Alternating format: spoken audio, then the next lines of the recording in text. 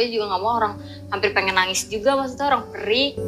Itu sama dia kayak gimana sih, kayak dipakai tangan Olip dulu, dan terus Gina dibilang adalah nama samaran yang akan digunakan di dalam konten ini. Yang sering traveling ke Bali atau ke tempat wisata-wisata yang sekarang lagi digencarkan ya, kunjungan pariwisata di Indonesia. Di satu sisi pariwisata itu memang untuk meningkatkan perekonomian kemasyarakatan, tetapi ada dampak negatif yang akan kita bicarakan saat ini. Ikuti dari awal sampai akhir supaya tidak salah paham. yang maksa, akunya nggak mau tadinya, sempat ngeberontak juga, terus lama-lama bosen juga, gini-gini juga, cobain dah nggak apa-apa. Nah, pas pertama kali coba rasanya gimana kamu? Selain rasa perihnya itu ya, mungkin sensasinya seperti apa? Sakit bukan main sih kak.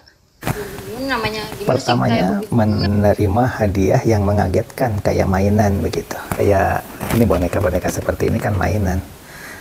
Begitu diamati kok aneh begitu. Begitu mendapatkan penjelasan bahwa ini adalah alat permainan orang-orang dewasa, pertamanya sih kaget, tetapi lama-lama terbiasa.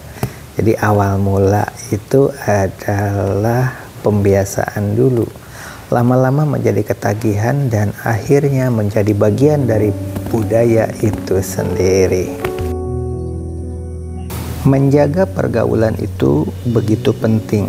Anak kita bermain dengan siapa, pergi kemana, itu yang paling perlu kita perhatikan sebagai orang tua. Sebab yang namanya pendidikan itu yang paling cepat melekat ngaruh dari teman. Dilecehkan oleh teman dengan sindiran bahasa-bahasa anak remaja, ya begitu saja takut, itu begitu menyentuh ke dalam hatinya. Dan akhirnya dia ingin menunjukkan bahwa dia lebih hebat dan dia lebih berani daripada temannya itu sendiri.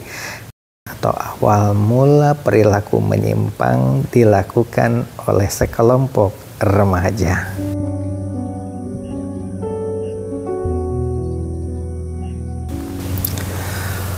Olivia dan Gina adalah nama samaran di konten ini. Jika Olivia menerima kado berupa sex toy yang tadinya dianggap sebagai mainan-mainan saja, mainan biasa, karena bentuknya juga orang tua tidak akan tahu kalau bentuk-bentuk seperti kotak lengkungan berupa bunga matahari atau bunga mawar, dan masih banyak lagi bentuk-bentuk itu. Tetapi ternyata ada alat sensor yang bisa bergetar, dan itu setelah dijelaskan di dalam konten ini, itu ternyata alat-alat untuk merangsang laki-laki maupun perempuan baik-baik dan akhirnya menjadi binal. Ini barangkali yang perlu kita camkan. Karena apa? Karena tidak semua orang dewasa tahu kalau itu adalah bagian dari teknologi untuk mengubah perilaku remaja milenial saat ini. Oleh sebab itu pentingnya mengetahui siapa teman anak kita dalam pergaulan sehari-hari harus penuh dengan kehati-hatian. Baiklah, kita mulai ceritanya. Selektif memilih teman sepermainan anak kita harus dimulai dari memilih sekolah tempat anak belajar. Dahulu yang namanya anak-anak bersekolah saja harus dipisah, di mana laki-laki ini adalah kelas perempuan. Jadi kelas laki-laki dan kelas perempuan itu harus dipisah. Bahkan ada salah satu sekolah yang memang khusus sekolah perempuan, ada juga yang khusus sekolah untuk laki-laki, atau asrama perempuan, asrama laki-laki, begitu. Dan dianggap aman. Tapi ternyata kenakalan bagi laki-laki maupun perempuan karena dipisah, ada yang mengatakan itu lebih nakal anaknya, suka lari sembunyi-sembunyi dan lebih brutal. Ada yang mengatakan seperti itu. Akhirnya ada yang punya konsep lebih baik, satu lokasi itu ada laki, ada perempuan supaya lebih terasa natural. Biarkan bersosialisasi, tetapi kelasnya berbeda. Ada kelas laki-laki dan ada kelas perempuan. Kemudian perkembangan berikutnya, laki dan perempuan itu berada di dalam satu kelas, tapi kursinya dipisah, laki-laki di sebelah kiri atau perempuan di sebelah kanan. Atau boleh saja kiri kanan di mana saja gabung, begitu. Yang jelas laki dan perempuan itu tidak digabung, beda tempat duduk. Lama-kelamaan berubah, laki dan perempuan boleh saja duduk satu meja dengan kursi yang berbeda dan terus berkembang. Inilah barangkali dunia pendidikan saat ini yang sudah mencapai perubahan yang sangat ekstrim. Akhirnya sampai kepada gambar yang ada di belakang ini. Ini adalah dampak dari terlalu dekatnya laki dan perempuan di dalam dunia pendidikan yang memiliki efek sampingan kepada pergaulan di masyarakat. Dahulu, laki-laki dan perempuan itu digabung dalam satu kelas saja, tetapi ada aturan bahwa laki-laki dan perempuan salaman tidak boleh bersentuhan atau jarak jauh.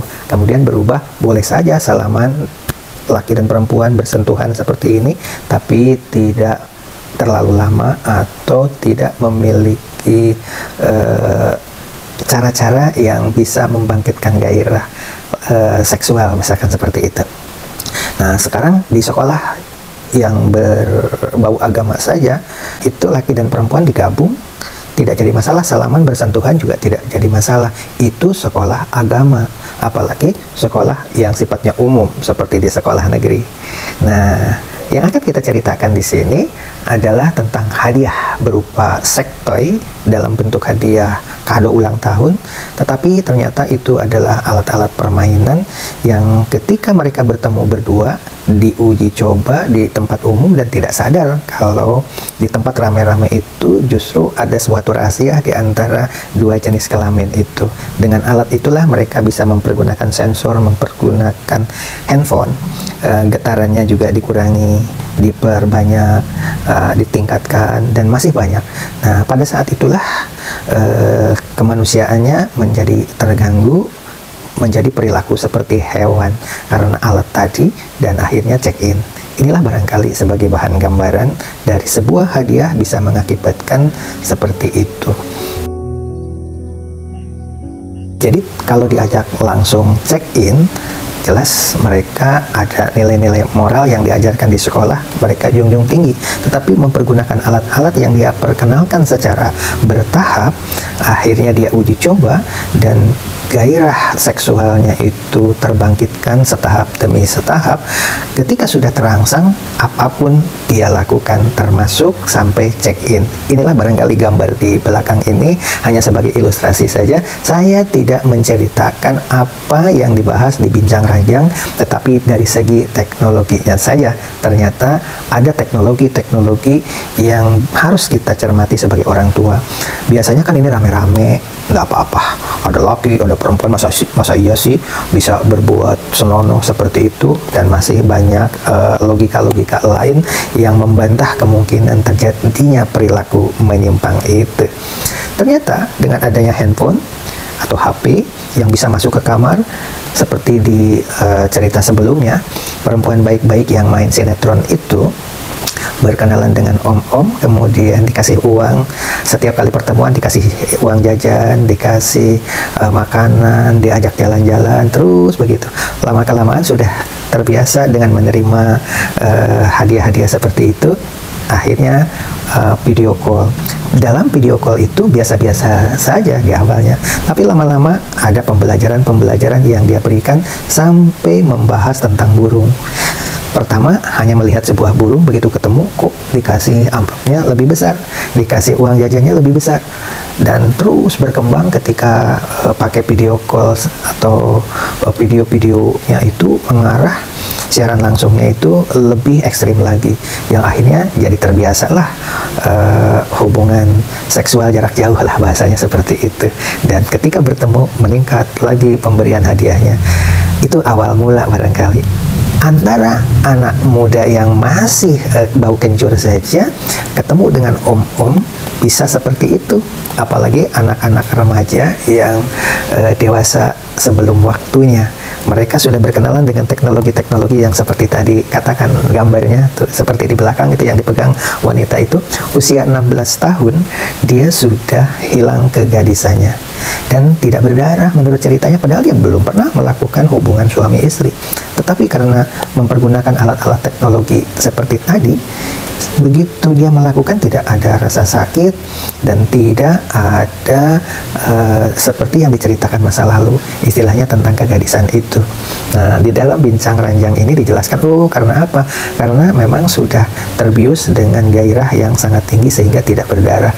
Pernikahan di Indonesia kan ada batas waktu, sementara mereka sudah melakukan hubungan suami istri yang melampaui batas normal. Katakanlah karena takut hamil, dia tidak melalui jalur yang seharusnya, tetapi seperti tampak di gambar, kalau dulu kan cerita-cerita stensilan di tahun 1970-80-an pada dulu kala di sekolah itu kalau ada anak membawa buku stensilan, dahulu sekolah bisa mengontrol informasi negatif yang beredar lewat media cetak stensil. Kini HP masuk hingga ke kamar tempat tidur. Kan bahasa yang jorok-jorok seperti itu yang bisa membangkitkan gairah seksual. Gairah seksual dengan membaca itu melambung kemana-mana. Itu anak bisa dihukum berat itu. Nah sekarang ada di dalam HP masing-masing.